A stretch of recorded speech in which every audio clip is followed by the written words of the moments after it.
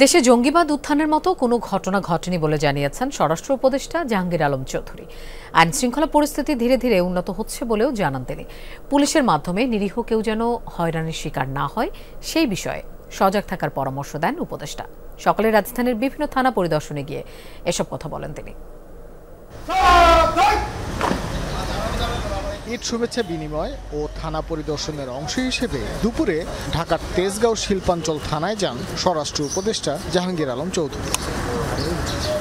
পরিদর্শনের অংশ হিসেবে ঘুরে দেখেন পুরো থানা, খোঁজ নেন বাহিনীর সদস্যদের। দেশের মানুষের নিরাপত্তার স্বার্থে ঈদের ছুটি না নিয়ে পুলিশ সদস্যদের নিরলস পরিশ্রমের প্রশংসা করেন উপদেষ্টা। দুষ্কৃতিকারী যেন কোনো অবস্থায় ছাড়া মানে দুষ্কৃতিকারী কোথায় কি, কোথায় বাড়ি কি, এইগুলি আমার দেখানো দুষ্কৃতিকারী এবং দুষ্কৃতিকারী তাকে আইনের আওতায় নিয়ে আসে। এর আগে বাড্ডা থানা পরিদর্শন করেন স্বরাষ্ট্র উপদেষ্টা। বলেন, ধীরে ধীরে উন্নতি হচ্ছে আইন শৃঙ্খলা পরিস্থিতির। মানে কোন পোস্ট কি বলে এটা সম্বন্ধে আমি কোনো কমেন্ট করতে চাচ্ছি না, বাট এইখানে হলো কোনো ধরনের জঙ্গিবাদের কোনো উত্থান হচ্ছে না।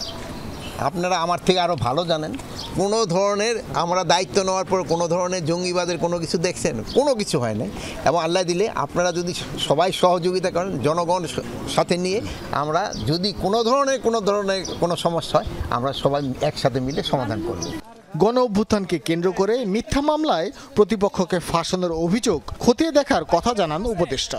এজাহারে নাম নাই না, এজাহারে অনেকের নাম আছে যারা এই হত্যাকাণ্ডের সাথে জড়িত না, ওই সময় তারা দেশে ছিল না, তাদের নামও দিয়েছে। এটা একটা পার্টিকুলার কিছু সংখ্যক লোক কিছু ধরনের ইন্টারেস্টে কিছু এই কাজটা করছে।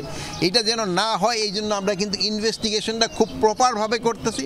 শুধু থানার ইনভেস্টিগেশন হবে না, এই জন্য কিন্তু আমরা আইজি লেভেল আমরা একটা কমিটি করে দিছি। ঈদ শুভেচ্ছা বিনিময়ের অংশ হিসেবে স্বরাষ্ট্র উপদেষ্টা সকাল থেকে রাজধানীর মোট 5টি থানা পরিদর্শন করেন।